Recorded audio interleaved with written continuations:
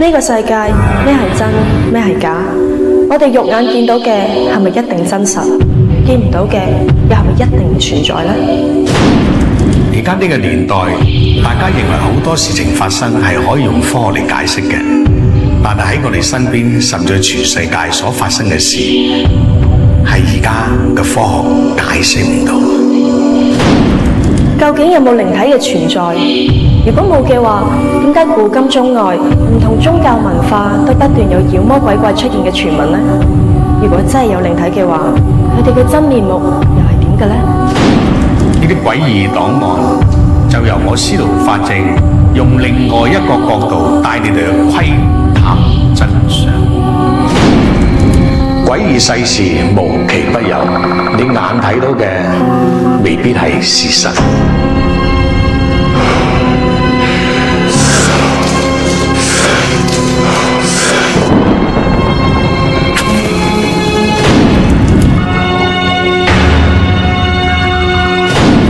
歡迎收睇詭異檔案。咩叫詭異呢？世界各地咧有好多不可思議嘅事件發生嘅，好似有靈體、巫術、附身。咁而我哋呢個節目咧就會以玄學角度同大家了解各種玄機嘅。咁而司徒師傅咧就會衝出香港啦，去到世界各地唔同嘅地方，帶俾大家好多奇人奇事。咁而每集咧亦都有詭異錦囊教你哋趨吉避凶嘅。係啊，每集嚟講咧，我哋仲會請唔同嘅師傅咧上嚟分享我哋詭異嗰個經歷。嗱，我哋第一集啦，係咪？當然請最出名嘅師傅啊嘛。頭炮嘉賓，玲玲啊 ，Hello， 玲玲姐，好，司徒師傅好。嗱，其實啊，玲玲姐啊，我一樣咧，你做咗呢行咁耐咧，我想知道你都有好多嗰啲詭異嘅經歷啦。喂，可唔可以分享啊？同大家講下先咧。當然可以啦。嗱，其實就分幾個層面嘅。咁我記得我細個嘅時間咧，我跟師傅去睇一單風水，睇完咗之後，師傅咧就話：得㗎啦，嗱，有咩夜晚就再叫個客人夜晚就先至聯絡我哋，因為個客人咧就話係遇到一啲靈體嘅嘢嘅。咁佢喺住嘅地方咧就喺即係一個大型屋村嚟嘅，好早期嘅大型屋村嚇，喺九龍嗰邊嘅。咁咧嗰日咧就師傅咧就夜晚啦，佢已經預計個客人會打俾師傅，佢就打俾我哋一個大師兄，就話：咦，因為嗰個我哋叫佢做姑姐，叫做陳太啦。咁陳太咧就話自己有靈體，咁朝頭早我哋去過啦，就冇乜特別嘢，冇嘢發生。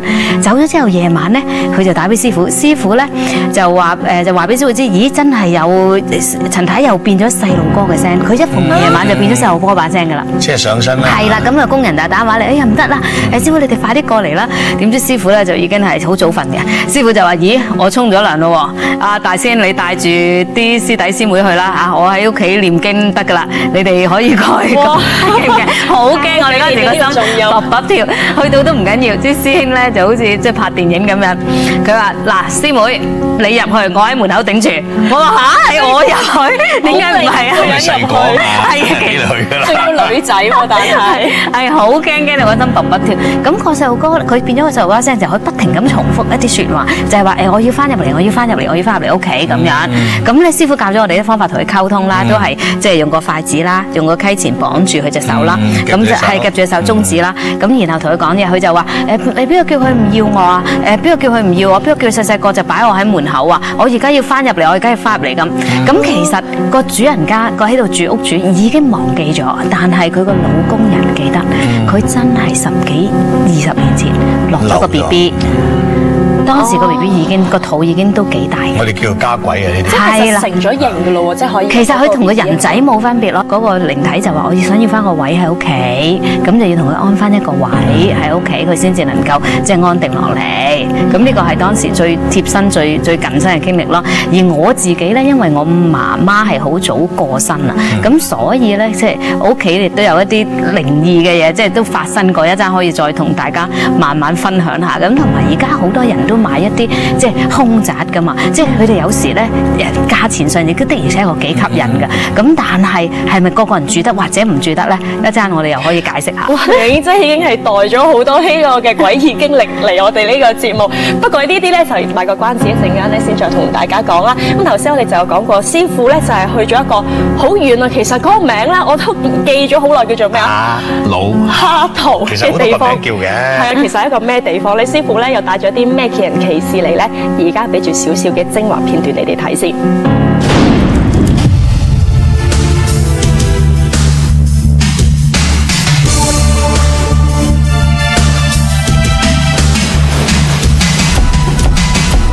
我哋嘅攝製隊喺呢10年拍攝咗好多靈異嘅事件，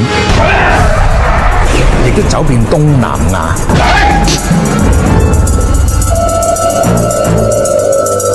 我哋同世界各地嘅 fans 建立咗好深厚嘅感情。今次能夠衝出亞洲，將我哋嘅節目提升到國際水平，更加可以俾大家睇到各地嘅靈異事件。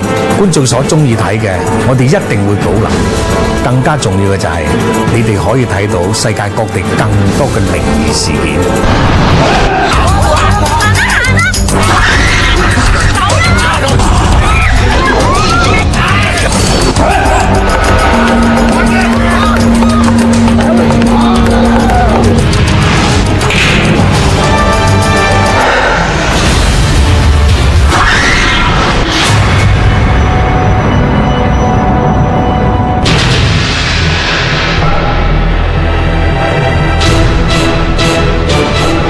Rachel 呢個傻女咧，我都唔知點講，一陣間咧就喊，嚇到傻晒。師傅咧，但應該突然間唔行嘅。想我叫你走就走啦，一陣間咧就大膽到死。好辛苦啊，我好攰啊。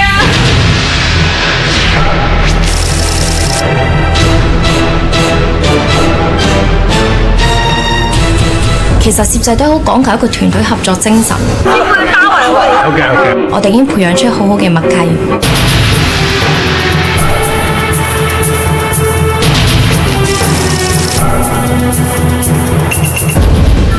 但我唔明點解要走咯，真係拍唔到嘢啊嘛，我就見到啲嘢飛嚟飛去。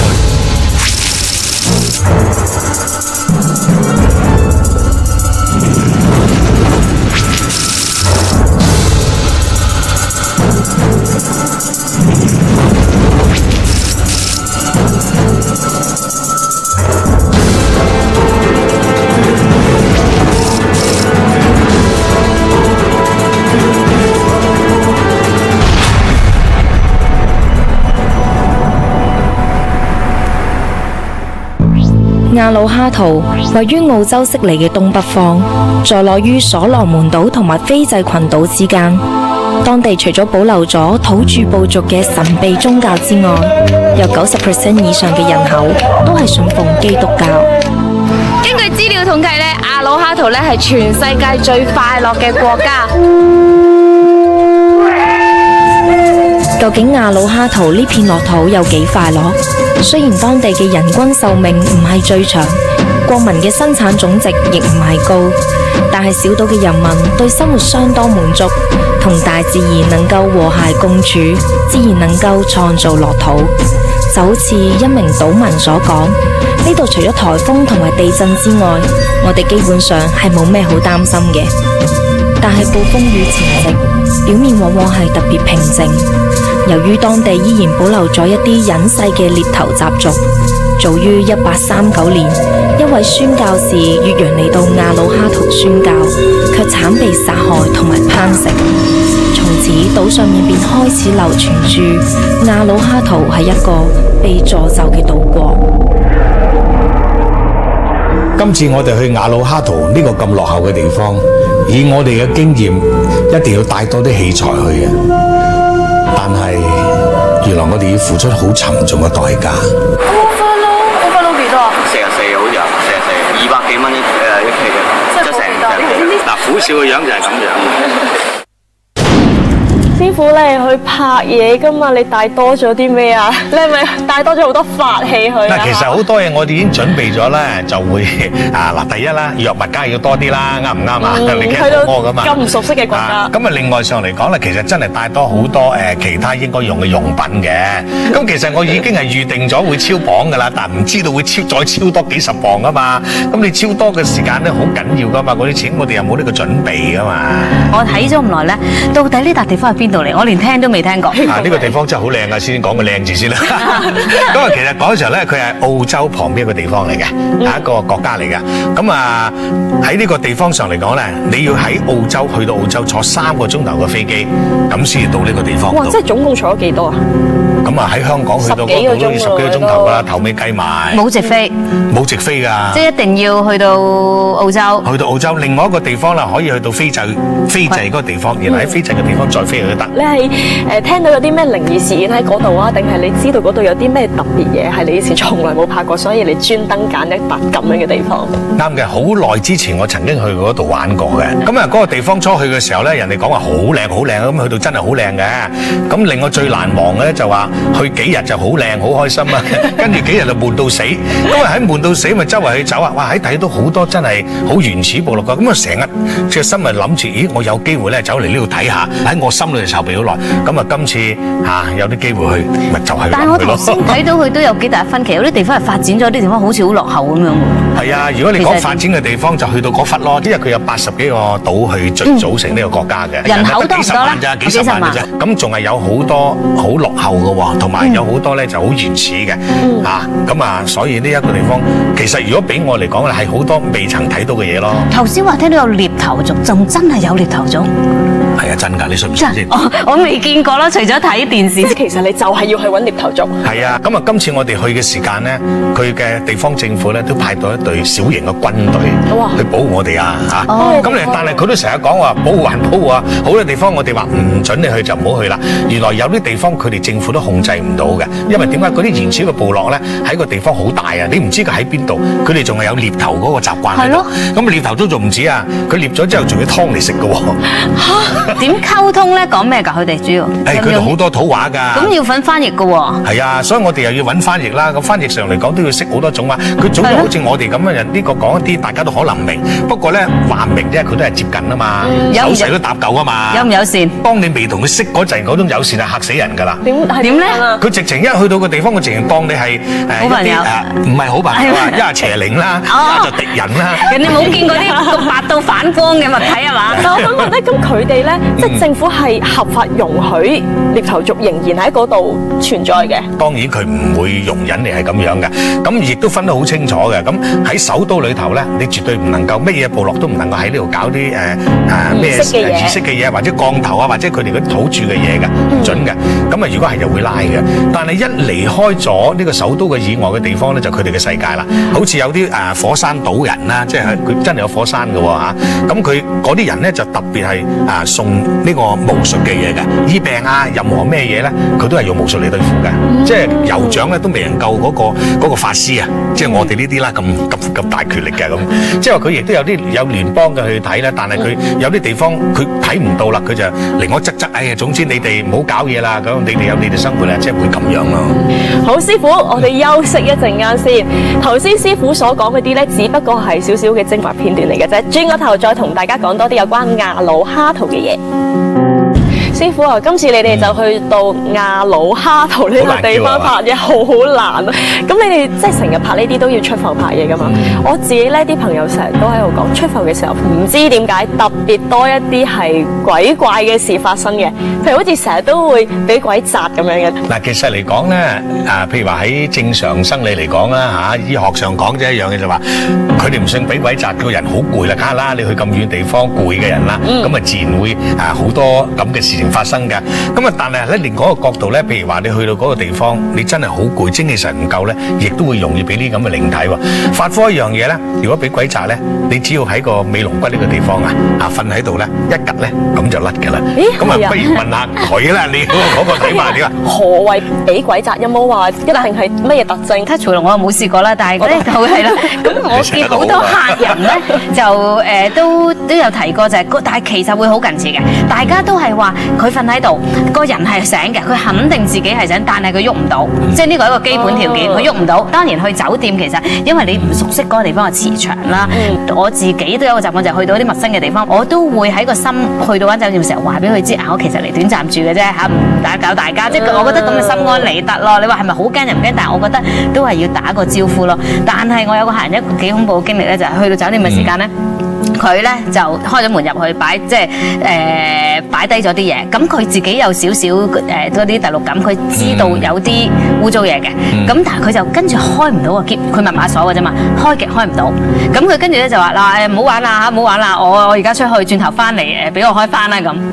誰不知轉頭翻嚟。真係開翻，成個篋打開晒，散晒四圍都係嘢。佢自動打開咗。自動打開晒，係四圍都係行李啊！踢到啲衫四圍都係。咁佢抄晒出嚟，係啦，並到係啦，一屋都係嗱嗱聲執埋嘢，即刻離開間房。即係呢個唔易相處啦，係咪先？我自己曾經喺個地方度啊，瞓喺度夜晚瞓覺，我係感覺直情喺隔離天添啊！講俾你聽，張床彈下彈下但我咁啊！試過一次咧，就係我同房啦，酒店，我隔離嗰個女仔，佢就係話佢俾鬼責，但係我又 touch wood，我係冇事嘅。咁我又佢嗌唔嗌到啊？嗌唔佢嗌唔到，嗌唔到，真係喐唔到，係。佢第二日先至夠膽講翻出嚟。咁我成日都係覺得啊，點樣揀人嘅咧？即係點解佢淨係搞你又唔搞我咁樣嘅咧？我會覺得咁嗱，冇宗教信仰一定蝕底啲，有宗教信仰你或者有袋住一啲自己嘅平安符啊，師傅寫過嘅符啊，咁呢一類一定會着數少少。咁同埋你自己個人個能量，我覺得緊要嘅。譬如正如我頭先講，有即係師傅話啦，有啲人攰啲，咁容易啲；有啲人有飲酒，有啲人有食藥，或者精神狀態冇咁好，嗰啲係爭啲。嗱喺玄學上有啲八字咧，又的而且確係神門鬼戶啊，即係譬如容易接觸到啊、戌字啊、亥字啊、丁壬合啊，有幾種組合係特別容易接收到。其實佢嘅天線係強啲，有啲人個命咧係真係強啲㗎，鬼都怕咗佢啊！咁就係真係冇咁容易見到。你係強啦！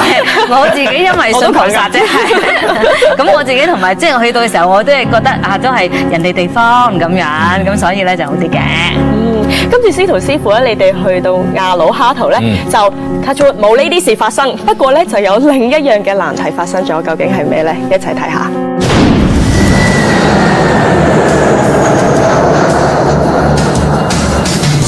我哋終於到咗亞魯哈圖啦！你估咗用咗幾耐時間？18個鐘啊！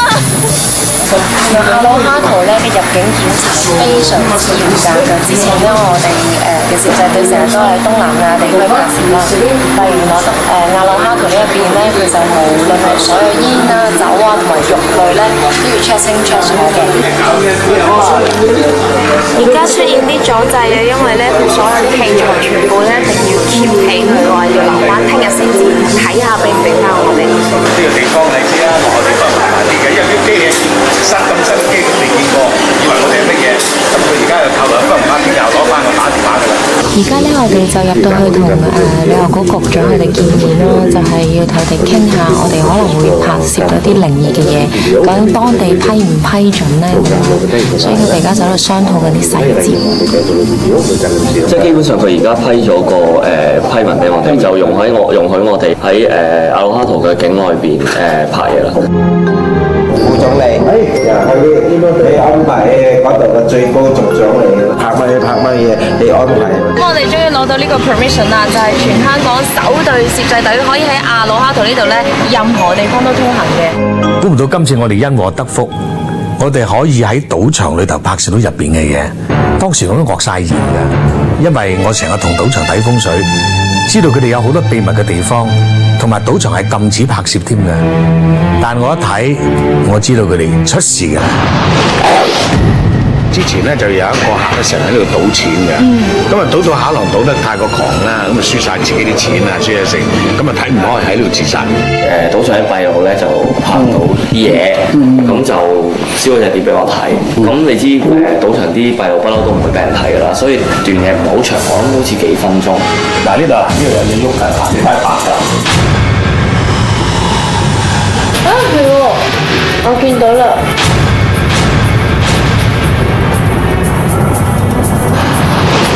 其實我成世人都奉公守法，都冇做錯過咩大錯事。我完全冇諗過喺亞魯哈圖嗰度會俾人拉咗去坐監。喺度走啦啲嘢，喺度走。放佢出嚟。都冇嘢。放佢出嚟啊！唔係，都冇嘢。出嚟，放佢出嚟。冇放佢出嚟啊！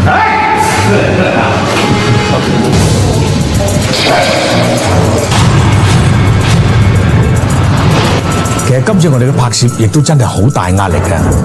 我哋去嘅地方又遠，我哋又唔清楚佢嘅地方嘅情況係點樣。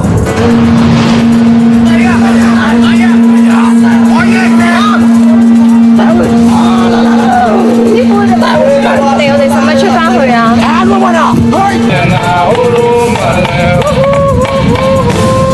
掂唔掂得咧？師傅唔好搞啦，唔知道佢一啲嘢點樣嘅。啊，佢釘你一下，要解毒嘅炒啊！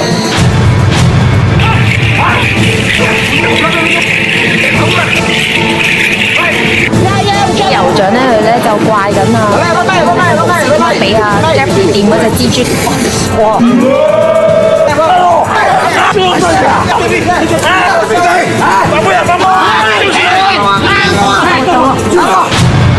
亞魯哈圖係一個好盛行土著巫術嘅地方。今次令我最唔舒服嘅就係我親眼見到一啲中咗巫術但又解唔到嘅人係幾咁慘同埋幾咁凄涼，佢哋只可以喺醫院嗰度等死。佢話原來呢兩個房間咧係擺咗一啲，其實我哋睇到幾陰功嘅。原來佢有一啲人係中嗰啲巫術嘅，咁嚟講法咧就係無醫又醫唔到，又冇辦法理到又 check 唔到咩，就擺喺度。其實唔係話醫，係擺喺度等佢自生自滅。好，睇完片，見到我哋個廠度多咗兩個人，係咪覺得佢哋好熟面口呢？就我哋頭先呢喺片裏面睇到嘅詭異攝製隊嘅其中兩位成員，就係阿 Jeff 同埋阿魯啦。想問下阿魯哈圖其實係有兩個名㗎，係嘛？係其實阿魯哈圖啦，同埋阿魯亞圖啦，其實兩個名都係一樣，只不過因為佢個島咧，係喺太平洋島嗰一紮群島裏邊，咁變咗佢哋好多種唔同語言，就有好多種唔同譯音。咁你知中文咧，其實好似內地嘅譯音同我哋香港嘅譯音都有分別啦。咁變咗譯咗出嚟有分別啫，其實根本同一樣嘢。即係我哋不嬲出去拍嘢咧，咁嗰啲地方係會問得好清楚，究竟你係拍乜嘢？因為佢都會好驚，會唔會有一啲你會拍一啲佢哋禁忌嘅嘢，係啦，令到佢聲名唔好。咁但係佢哋有冇阻撓你 check 得你哋好清楚啲嘢啊？要 check 你哋帶啊，派啲軍人其實唔係保護你哋，係 check 住你哋嘅。表面都係幫我哋嘅嚇，即係幫我哋去做一啲文件啊，整啲嘢啊。到最後整好晒之後，佢講俾你聽，你要值咁多美金嘅嗰張嘢。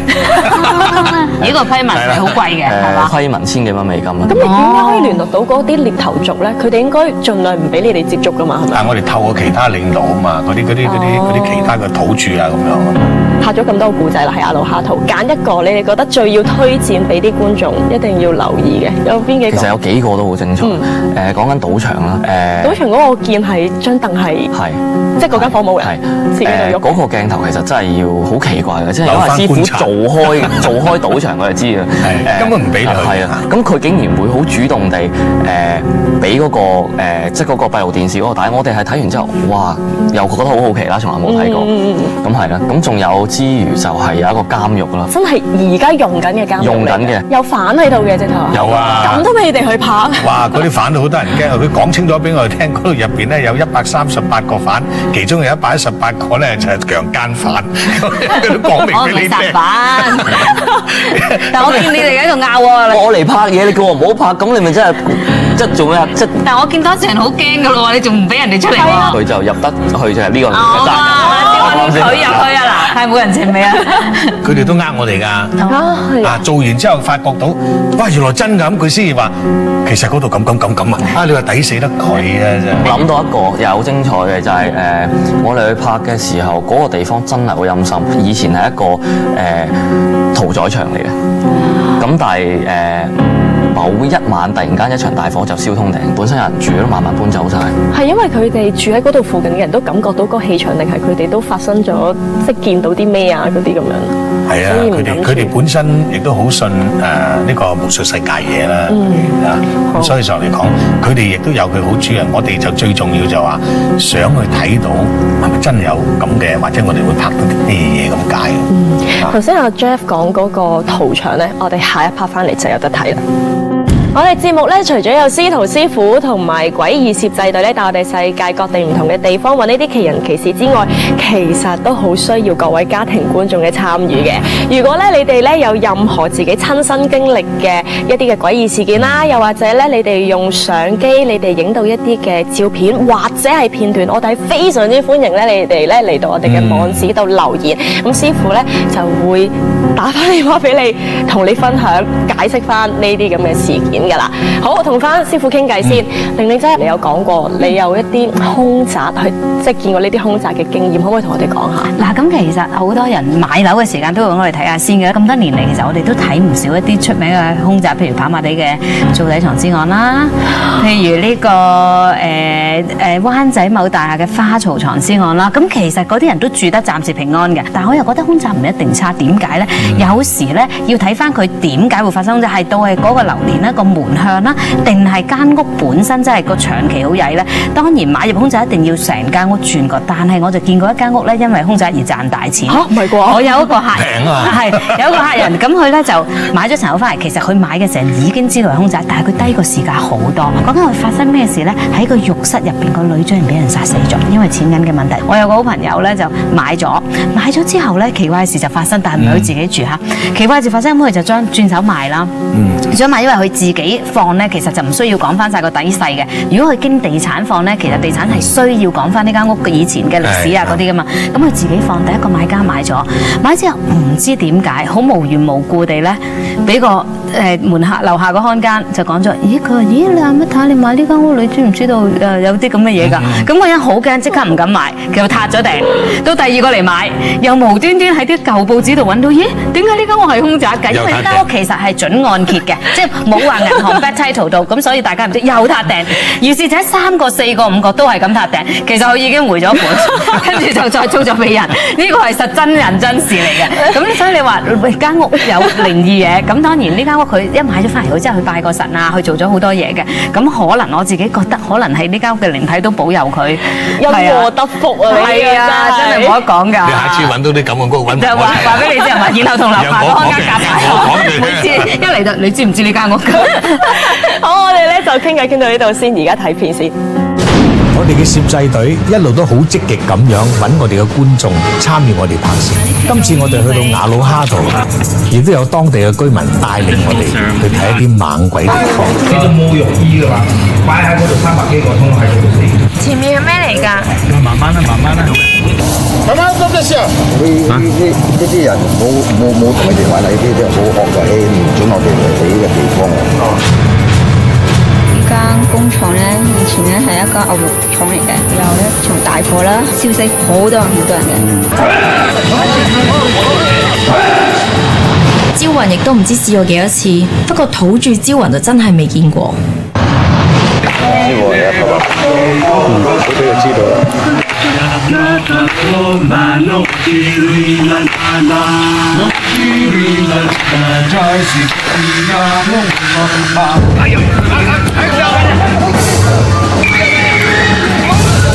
好過邊啊？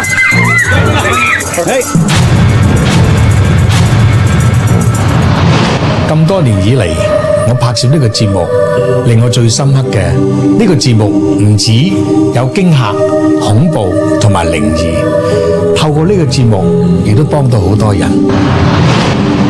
佢 grandpa 過咗身嘅同時咧，佢太太啱啱就生咗個 BB， 見到個 BB 咧喊唔停，買啲七色花翻嚟先，即係幫佢做個係啦，幫佢做一個淨身嘅，等佢唔好有一啲靈體嘅或者黐住啦。師傅，我哋而家嚟到呢度做啲咩啊？嗱，我哋用蠟燭做咗個結界喺呢個地方先，起碼用24支燭噶啦嚇。嗱，其實呢啲祈福燈就咁樣做上嚟。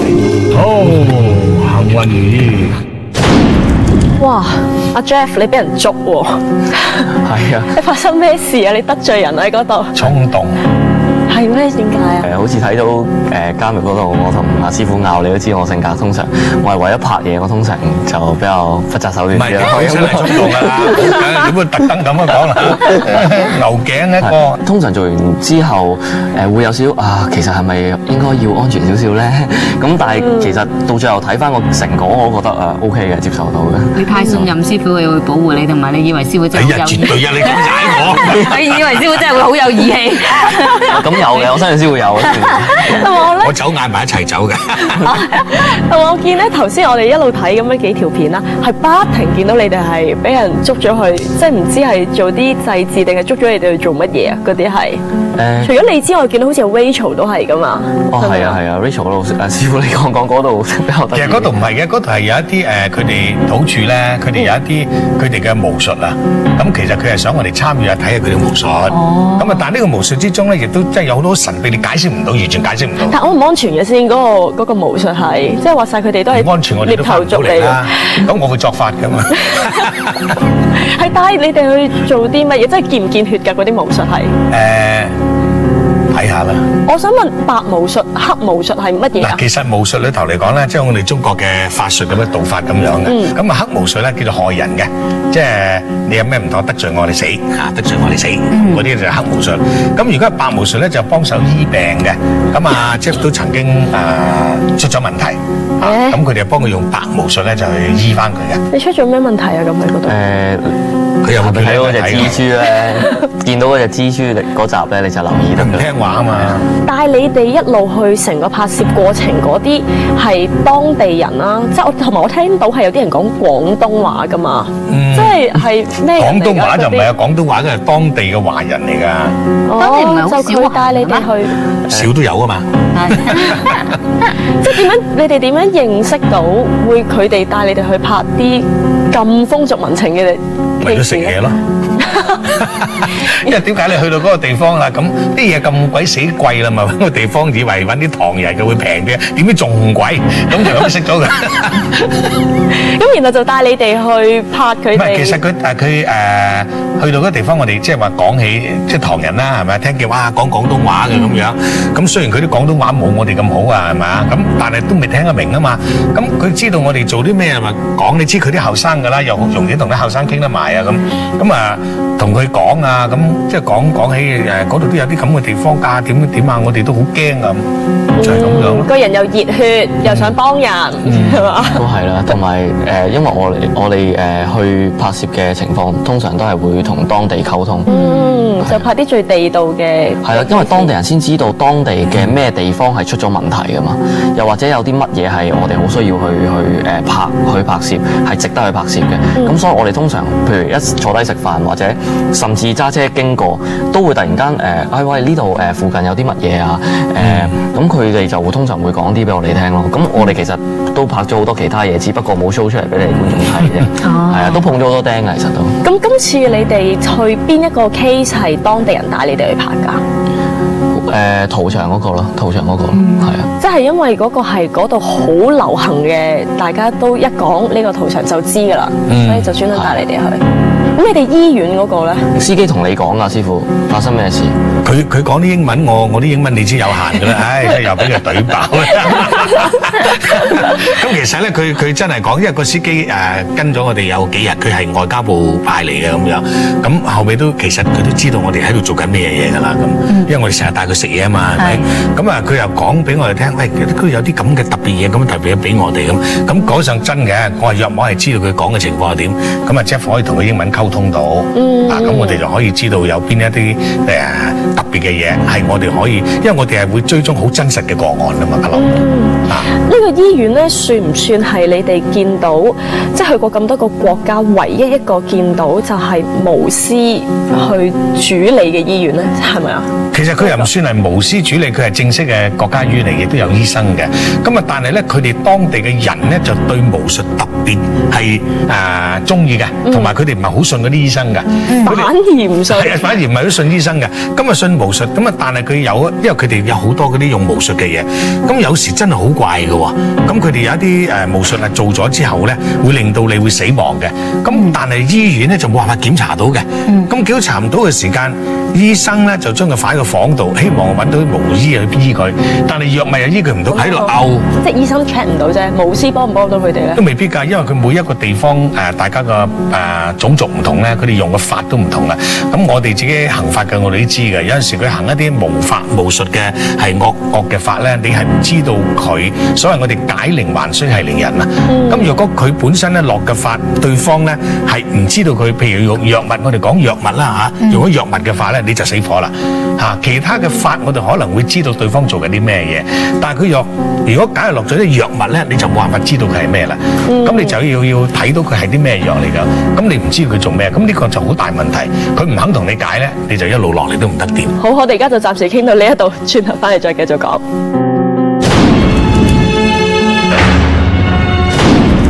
嗱，好多人去旅行咧，佢都會問話，如果住酒店嘅有咩禁忌要注意嘅？嗱，禁忌好多㗎，只不過上嚟講咧，你要有幾樣嘢要留意嘅。第一，去到酒店嘅時間，盡量唔好住尾房，因為尾房係酒店最陰嘅地方嚟㗎。真係不幸俾你住到尾房嘅，記住有幾個步驟要做。入門口嘅時間唔好一入去就推門，起碼要敲3下，即係通知咧話我已經嚟呢度啦。咁啊入到房間嘅時間咧，開咗所有嘅燈。如果假若有窗簾布嘅，打開佢，或者有窗可以打得開嘅，打埋佢。咁啊令到出邊嘅陽光同埋個陽氣可以入到呢間房間，咁啊增加呢個房間嘅陽氣嘅。咁啊如果假如你揸住行李咧，你係千祈唔好入去，上面啲動作未做咧，急住打開個行李，因為點解咧？靈體好容易會第一就走去你嗰個皮篋嗰度，或者你行李嗰度跟咗翻屋企嘅。咁啊然後咧就走去洗手間睇下，洗手間如果冇用過嘅咧，通常會有水漬嘅。如果嗰度有一灘水，你要留意啦，可能有靈體喺度嘅。好啦，到夜晚瞓覺嘅時間，有一樣好緊要留意。雖然好多人講，但係你記住，你個鞋頭係向住張床去瞓覺，咁就最平安嘅。嗱，如果你記得呢啲嘢嘅咧，你就會好開心噶啦。咁啊，呢啲靈異嘅問題咧，如果假如大家都有興趣再去問嘅咧，歡迎你哋電郵嚟呢度，嗱，我會繼續答你哋嘅。乜嘢啊？我哋頭先一講，即刻咧有網友咧就電郵咗佢個古仔嚟俾我哋啦。多謝啊 Keyman 1968啦，等我好簡單講個古仔俾你師傅聽啊。佢就講咧，佢後生嘅時候咧喺一間售賣電腦公司負責呢個維修啦。其實就發生喺一個灣仔好出名嗰個中心度嘅呢件事。咁咧佢就話有一次佢深夜就同2個同事，一男一女嘅，就去到嗰個中心度做嘢。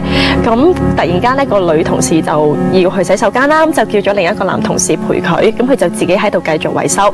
但係15分鐘之後咧，2個同事都未翻嚟，咁所以佢就走出去嗰個圓形走廊度揾佢哋啦。咁但係喺佢差唔多見到個洗手間標誌嘅時候，佢就聽到呢個撞門聲同埋叫聲，所以佢就即刻行快2步。但係行快2步嘅時候，就突然間就停咗喺度，喐唔到啦。跟住佢就見到有一群着住校服嘅小朋友，一個一個咁就喺個走廊度跳出個玻璃窗外面。咁佢哋咧，嗰啲小朋友有男有女，但係全部咧都目無表情。但係佢又一路就停咗喺嗰度，就係喐唔到，直到最後一個小朋友跳咗出去之後，佢先至就突然間喐翻啦。咁而呢個時候咧，佢嗰2個同事亦都可以打翻開嗰個被反鎖嘅門，就走翻出嚟啦。係咪？係咪真係會有咁樣嘅都有啲嘅？呢個故事好近似我一個客人有一次喺天后廟道嗰頭睇樓，雲景道嗰附近，又係一個好老牌嘅豪宅。佢就係話佢一上到去，企咗喺度之後咧，佢就見到有一個女人一路奔跑，因為嗰度有個大嘅露台嘅，跳落去。佢再唔見，佢唔止幾多次嘅喎。佢見完佢跳咗之後，再重複呢個動作，又係見到佢話，哇！佢即刻跟住走，冇睇呢層樓。但我聽人講過係咪話，如果嗰個人重複不停咁樣做呢個動作，即係其實以前嗰笪地方有人喺度自殺啦？可能係。因為通常嚟講咧，有啲人咧，即係話喺人嚟講死亡咗之後咧，所以有啲頭七尾七啊咁樣，即係會有呢啲嘅。佢嗰個中陰身喺頭嗰7日裏頭咧，佢仲係唔知道自己死亡。如果有一啲自毀生命咧，佢就重複喺度做嘅。咁另外一樣咧，好似以前我記得咧，我曾經去一個地方喺泰國嘅，係海嘯嘅。咁我哋睇嗰個地方咧，就係話佢哋嗰度啲人咧，去嘅時間發生咗意外啦，佢自己唔知㗎。佢會重複喺嗰度，都仲係繼續有啲跳，有啲擒上去。咁如果而家 Keyman 呢一個 case 係因為嗰笪地方以前係真係發生過小朋友咁樣跳樓啊，抑或係嗰度附近曾經有幼稚園發生咗啲咩事，即係定係點樣咧？咁就真係係啊，無從稽考㗎啦，可能。咁但係都會係一啲，即係佢接收到呢個信息咯，就係話，即係 Keyman 接收到呢一個信息。係啦。但係因為我知道嗰個地理咧，好似係呢一間中心附近係有廟㗎嘛，係咪？呢個都係一個通常你啲有啲地方比較歷史悠久啲，佢可能之前發生過一啲即係詭異嘅嘢都唔奇。咁佢附近都有啲歷史性嘅建築物嘅，即係譬如喺附近有個郵局已經列為一個即係保護嘅建築物啦。咁係附近亦都有個廟啦。咁同埋啲舊區係多啲嘅，你唔好話譬如灣仔啊、西營盤啊，即係有啲舊區。你新區就反而少聽啲呢啲嘢嘅，有時。咁會唔會老牌嘅舊區？我喺舊區度揾樓，我就要特別小心咧，關唔關事㗎？咁當然你話舊樓有啲經歷咗耐嘅年期嘅樓，佢當然有啲即係亦都有人喺度過身啊，咁當然會即係有聚咗陰，亦都真係唔奇嘅。有啲係本身呢笪地方㗎啦嘛，呢個靈體係屬於咗呢笪地方㗎啦嘛。咁如果頭先好似玲姐講個 case 啊，即係喺個豪宅度，係啊，一啲個老牌豪宅係啊，會唔會係可能嗰個人睇到，但係可能我去其實我係睇唔到咧？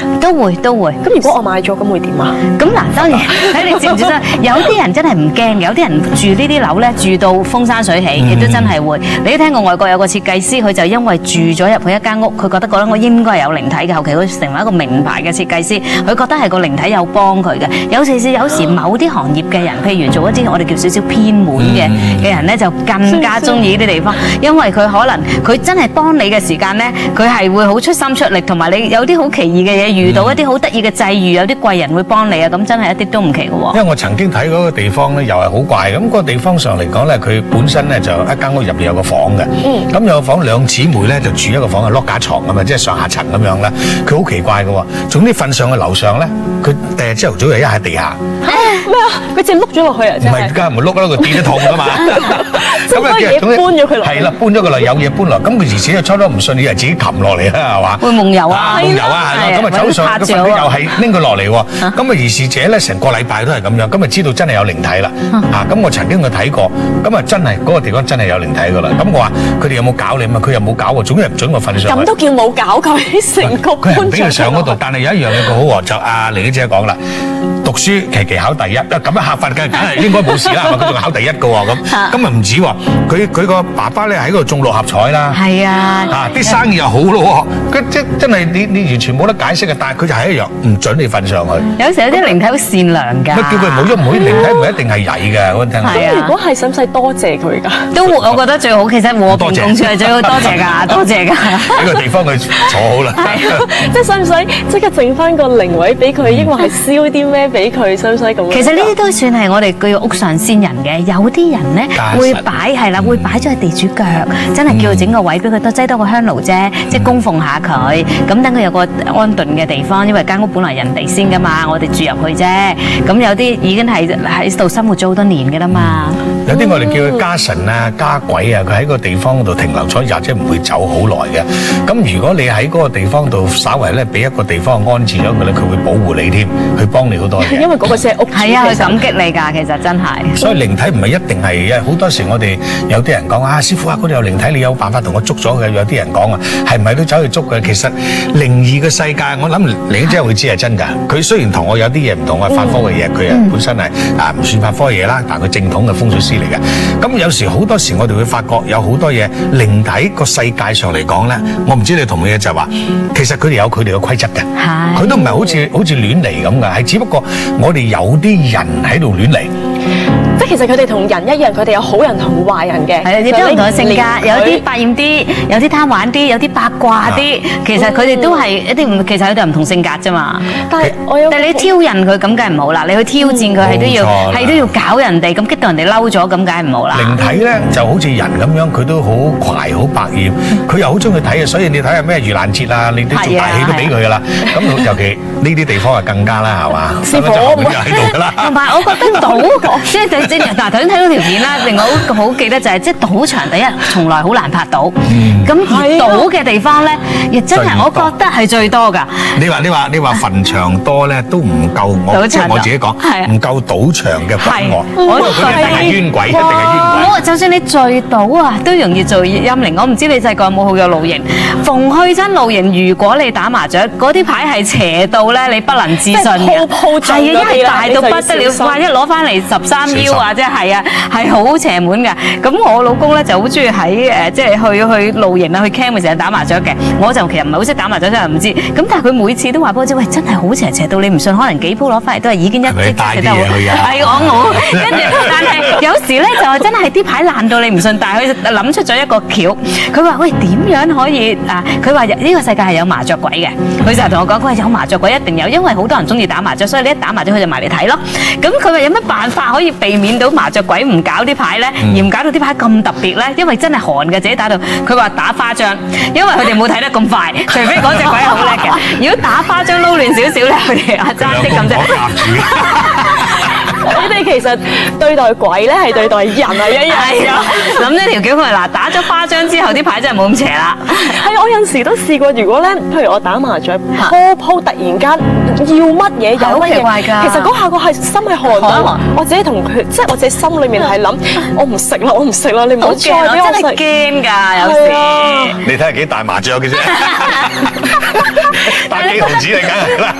你覺得自己冇理由咁好手氣啊嘛？有時真係因為嗰下會突然間好近，我覺得佢應該係喺我隔離。如果唔係，我冇理由會。其實咧喺逢賭嘅嘢係一樣好奇怪嘅嘢，佢本身上嚟講咧係好講運氣嘅嘢。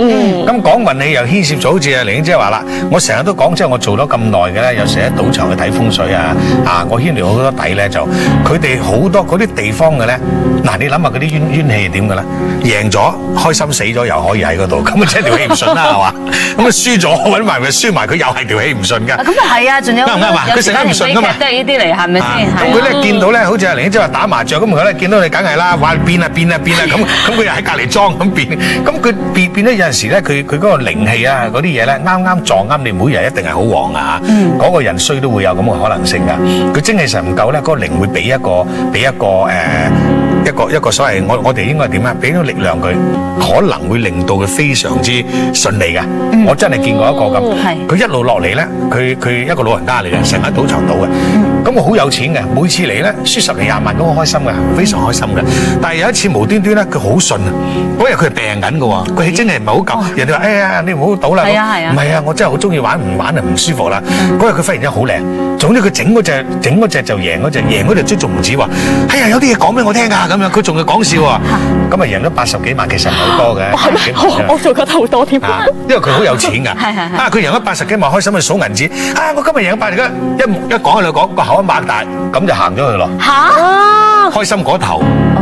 嗱，咁呢啲嘢整到就有時我哋會睇到，唔係嗰個人旺啊，連曳嘅人都會有咁㗎。所以我成日我自己嚟講，我好信賭場係一個好邪門嘅地方。係呢個事實。好，師傅，我哋要賣個關子，因為其實我哋下一集正我哋就係講阿魯哈圖嘅賭場，係咪？因為我哋其實頭先我哋今集全集講嘅嘢咧，只不過係阿魯哈圖嘅精華。其實下一集開始，你就真係帶我哋去呢個尋幽探秘啦，係咪啊？其實咧有好多嘢咧已經係發生咗喺嗰度㗎啦。不過咧，等我每一集慢慢同你哋揭露啊。師傅啊，你最後可唔可以透露多少少下集有啲咩精彩嘅嘢？嗱，其實咧講真咧，正話去睇嘅咧，嗱，賭場去俾呢個片段我哋睇咧，係佢嘅閉路電視做出嚟，係從來唔公開嘅。佢公開，比如我知道佢出事㗎啦已經。咁啊入邊嚟講咧，其實已經係睇到有嘢喺度。